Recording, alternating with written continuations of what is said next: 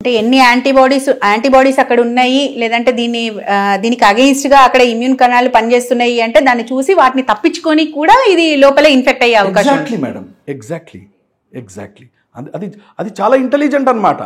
అంటే it's something like artificial intelligence, cyber crime లాగా అనమాట. మీరు అన్ని లాకులు వేసుకొని తిరిగినా ఇంటి నుంచి ఆఫీస్ వచ్చే లోపల పైసలు గల్లంత అయిపోయినాయి.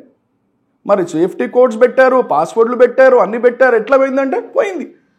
సేమ్ టు సేమ్ ఈరోజు JN1 అంటే ఒక రకంగా మన ఇమ్యూనిటీకి అది రెసిస్టెన్స్ ఏర్పరచుకుంది. రెసిస్టెన్స్ కాదు, అంటే రెసిస్టెన్స్ అంటే మన గాడ్స్ని, మన యాంటీబాడీస్ని ఎలా తప్పించుకొని వ్యాప్తి చెందాలి శరీరంలో తెలుసుకుంది. సో కాబట్టి అంటే ఇప్పుడు మరి వ్యాక్సిన్స్ కూడా పనిచేయవు అంటే దానికి సొల్యూషన్ ఎట్లా సార్? అంటే మనం దాన్ని ఎట్లా దాని నుంచి ఎస్కేప్ అవ్వగలుగుతాం? మరి ఒకటేనండి, నెంబర్ 1, సిమ్టమ్స్ గనక కనపడితే ఫస్ట్ ఐసోలేట్ అయిపోయి 2 రోజులు రెస్ట్ తీసుకోవడం మంచిది. ఇంతకుముందులా 15 రోజులు ఏం అవసరం లేదు, 2-3 రోజులే. దీనికి బలం లేదు. ఇప్పుడు మీ ముత్తాత ఎట్లాగున్నారో మీరున్నారా? లేరు. కానీ మీ ముత్తాత కంటే ఎక్కువ తెలివి ఉంది మీకు. ఇది మాట్లాడతానండి, కెమెరా ఆన్ చేస్తే ఇట్లా అయితే మా ముత్తాతకి ఏం తెలుసండి అని అంటారు మీరు. కానీ బలంలో, గట్టిదనంలో, శారీరక స్థైర్యంలో, ఆ బలంలో మీ ముత్తాత అయినా నా ముత్తాత అయినా మనకంటే చాలా గట్టిగా ఉండేవారు. ఒమిక్రాన్ గాడు ఫస్ట్లో వచ్చినప్పుడు, కోవిడ్ ఫస్ట్ వచ్చినప్పుడు వాడు ముత్తాత, వీళ్ళందరూ వాళ్ళు పుట్టిన పిల్లలు నెక్స్ట్ జనరేషన్ వాళ్ళు కాబట్టి ఫిట్నెస్ తక్కువ. బాగా చెప్పారు. వీళ్ళకంత పవర్ లేదు. కానీ ఒక్క నిమిషంలో కనుక టాటా చేసేసి వెళ్ళిపోగలరు వీళ్ళు. అంటే ఏ విధ్వంసం అయితే కరోనా అప్పట్లో 2020, 2021లో చేయగలిగిందో అది 2 నిమిషాల్లో చేసి వెళ్ళిపోతుంది. అది ఆ 2 నిమిషాలు మనం జాగ్రత్త చాలు. నేను చెప్పొచ్చేదంతా అక్కడికే. సో ఇక్కడ ఇంకోటి ఇప్పుడు నా డౌట్ ఏంటంటే, ఇప్పుడు ఆల్రెడీ ఇప్పుడు చలికాలం సీజను, ఈ అలర్జీలు, ఇన్ఫెక్షన్స్ అంటే ముక్కులో ఇన్ఫెక్షన్ కానీ లంగ్స్లో ఇన్ఫెక్షన్స్ కానీ కామన్. వాటికి కూడా సిమ్టమ్స్ ఆల్మోస్ట్ అట్లాగే దగ్గులు, తుమ్ములు, జ్వరాలు ఇట్లనే ఉంటాయి కదా సార్. ఇప్పుడు మరి కోవిడ్కి కూడా కైండ్ ఆఫ్ అలాంటి సిమ్టమ్స్ మనకు కనిపిస్తాయి. మరి ఎట్లా వీళ్ళు ఇది చేయాలంటే? That's a very tricky question. ఏం జరుగుతుందంటే అండి, ఇది 2 విధాలుగా చూడాలి. ఆల్రెడీ సాధారణంగా మీకు జలుబులు, ఎలర్జీలు, దద్దుర్లు, దురదలు, ఎలర్జీలు, ఆస్తమా ఎలర్జీలు అట్లాంటివి కనుక ఉన్నట్టయితే మీకు వైరల్ ఇన్ఫెక్షన్ రాగానే అవి పెట్టరేగుతాయి. ఓకే. మొత్తం ప్రపంచంలో మానవ శరీరంలో వ్యాధి నిరోధక శక్తిని డిస్టర్బ్ చేసే శక్తి ఫంగస్కి లేదు, బ్యాక్టీరియాకి లేదు, వైరస్కి ఉంది. అందుకనే వైరస్ ఇన్ఫెక్షన్ వచ్చిన వాడికి 2వ రోజు ఫోన్లో మాట్లాడలేను రా, ఫోన్ పెట్టేరా, నాతో ఏం కాదు, మళ్ళీ మాట్లాడతా, ఫోన్ పెట్టే అంటాడు. అరే ఏంట్రా, ఏం జరిగింది, ఎక్కడున్నావు చెప్పరా అంటే ఉతికిన గుడ్డలాగా చేసేస్తుంది. అది విపరీతమైన ఒళ్ళంతా కుదిపేసినట్టుందిరా, మాట్లాడలేకపోతున్నాను, చాలా వీక్గా ఉంది, వచ్చి అన్నం తినండి అని ఎవరు అన్నారనుకోండి, చిరాగ్గా ఉంటుంది. లేదు నాతో కాదండి, పడుకుంటున్నాను. ఆ కెపాసిటీ వ్యాధి నిరోధక శక్తి నాశనమైనప్పుడు ఉంటుంది, డిస్టర్బ్ అయినప్పుడు ఉంటుంది. దానికి వైరస్ కారణం. అయితే వైరస్ ఒక్కసారి వచ్చినప్పుడు కేవలం తుమ్ములు పెరగడమో, దురదలు పెరగడమో ఆగదు. ఎలర్జీలో అది ఒక్కటే ఉంటాయి. దీంట్లో సోర్ థ్రోట్ రావడం, యాంటీబయాటిక్ చిన్నగా పెట్టినా 2వ రోజు కల్లా రెస్పాన్స్ రాకపోవడం, ఒళ్ళు నొప్పులు రావడం, సివియర్ హెడ్ఏక్ రావడం, పిల్లల్లో అయితే వాంతులు, విరేచనాలు రావడం, హై టెంపరేచర్ 101, 102, 103 అట్లా టెంపరేచర్లో పోవడం, ఇవన్నీ టిపికల్గా క్లినికల్గా మేము ఏమంటామంటే ఎస్ ఇది వైరస్ ఇండ్యూస్డ్. నార్మల్గా అంత రాదు కదండి. నార్మల్గా తుమ్ములు వస్తే 2 రోజుల్లో కోలుకుంటాడు, ఆయాసం వస్తుంది 2 రోజులు మందులు వేసుకోగానే కోలుకుంటాడు. వీడు వచ్చిన 2వ రోజు నుంచి ఈ లక్షణాలు కూడా కనపడుతున్నాయి కాబట్టి అప్రమత్తం అవ్వాలి. సో ఎనీ వైరల్ ఇన్ఫెక్షన్ మనం better to not take risk. Correct. అది ఏ వైరస్ అనే కానీ ఈవెన్ ఇప్పుడు వచ్చే కొత్త వేరియంట్ JN1 ఏదైతే ఉందో ఇది పిల్లలకి కూడా రావచ్చు అంటారా? ఎస్. అసలు విచిత్రం ఏంటంటే అండి, పిల్లల్లో ఇంత తీవ్రంగా ఉండేది కాదు. పిల్లల్లో మేము చూస్తున్నాము రిఫ్రాక్టరీ ఫీవర్, అంటే మందులు వేసినా కూడా 1 గంట 2 గంటలు తగ్గడం, మళ్ళీ 4 గంటల్లో మళ్ళీ జ్వరం రావడం. ఇది ఇంతకుముందు ఇలా ఉండేది కాదు. ఇది మాకు స్టార్టింగ్లో ఒక 15-20 రోజుల నుంచి ఉంది. మేము గమనిస్తున్నాం చిల్డ్రన్లో. అంతవరకు ఎందుకు నా ఇంట్లోనే అబ్జర్వ్ చేస్తున్నాం కదా. ఇప్పుడు నేను నా వైఫ్ సూపర్ స్పెషలిస్ట్లమే. పిల్లల్లో మేము ఎంత మందులు వేసినా ఏం చేసినా ఎందుకు మాటమాటికి వస్తుంది, మళ్ళీ మాటమాటికి ఎందుకు వస్తుంది? ఎందుకంటే వైరస్కి ఆ గుణం ఉంది, అది పోదు, పెట్టినట్టు తగ్గినట్టు, మందులు పెట్టంగానే తగ్గినట్టు ఉంటుంది, మళ్ళీ 2 రోజులు పెట్టరేవు. ఓకే, సప్రెస్ అవ్వడము మళ్ళీ ఇమీడియట్గా. అంటే సప్రెస్ అంటే temporary, it will not help you to come out of it, but ఏదో 2 గంటలు తగ్గడం, మళ్ళీ తీవ్రంగా విజృంభించడం. ఇది ఇక్కడ 2 విషయాలు మనం గమనించాలి. పిల్లల విషయాలు మీరు అన్నారు కాబట్టి పోషకాహార లోపం ఎవరికైతే ఉంటుందో, వైటమిన్ D3 డెఫిషియన్సీ ఎవరిలో అయితే ఉంటుందో, వైటమిన్ C డెఫిషియన్సీ ఎవరిలో అయితే ఉంటుందో, వైటమిన్ B12 డెఫిషియన్సీ ఎవరిలో అయితే ఉంటుందో వాళ్ళల్లో కరోనా ఇన్ఫెక్షన్ వచ్చే అవకాశాలు ఉంటాయి. వచ్చిన తర్వాత రోగం విపరీతంగా పెట్టరేగే అవకాశం కూడా ఉంటుంది అని మన శాస్త్రం సైంటిఫిక్ స్టడీలో తెలుసు. పిల్లలైనా సరే, ఎవరైనా సరే.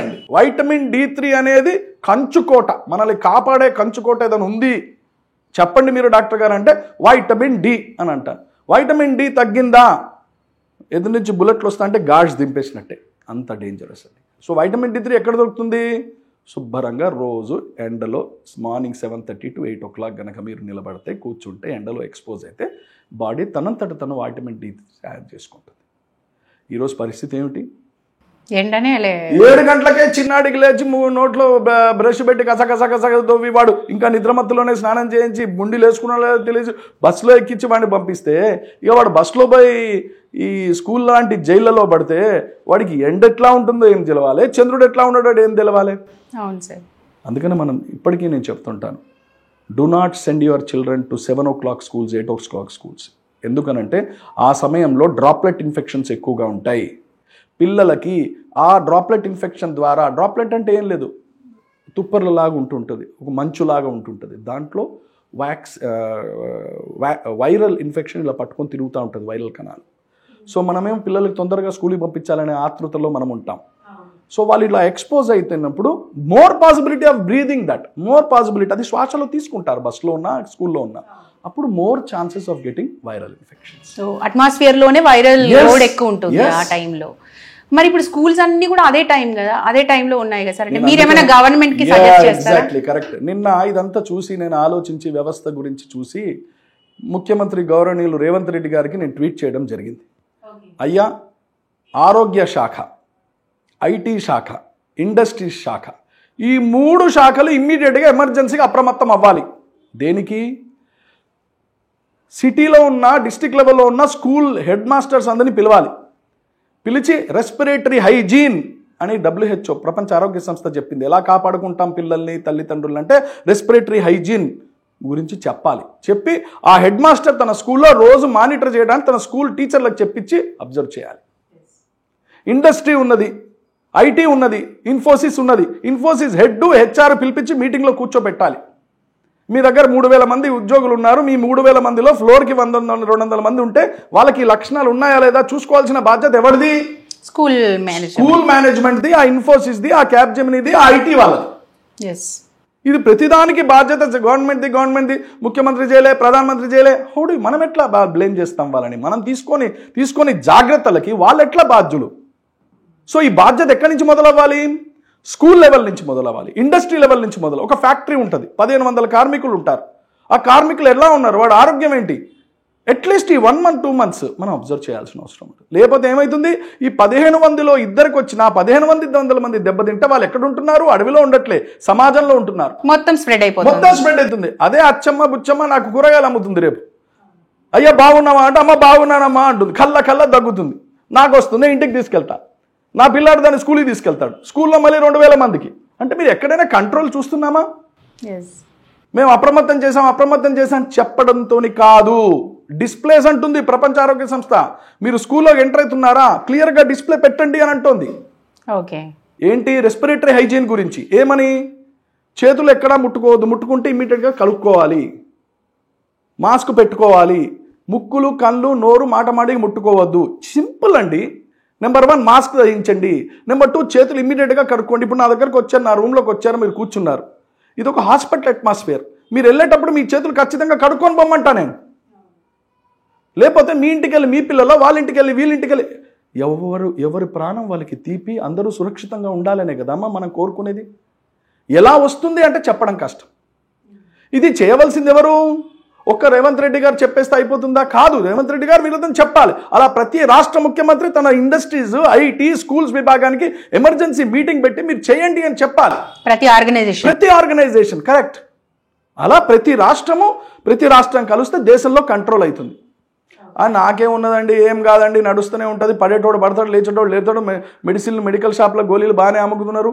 అదేదో సినిమాలో అర్జున్ సినిమాలో అంత డెవలప్మెంట్ బాగానే ఉంది అని చెప్పి వన్ డే సీఎం సినిమా అందరు బాగానే ఉన్నారు, గార్డెన్లో ఐస్ క్రీమ్లు తింటున్నారు, ఇంకా అభివృద్ధి ఏం కావాలి అంటే అది కాదు కదా. రెస్పాన్సిబిలిటీ అనేది ఐఎమ్ షూర్ రేవంత్ రెడ్డి గారు is a very responsible person, నాకు అంతవరకు నమ్మకం ఉంది. He will definitely do it అని. అంటే ఈయనొక్కరే కాదు, ప్రతి రాష్ట్రంలో అవలంబించాలి అది.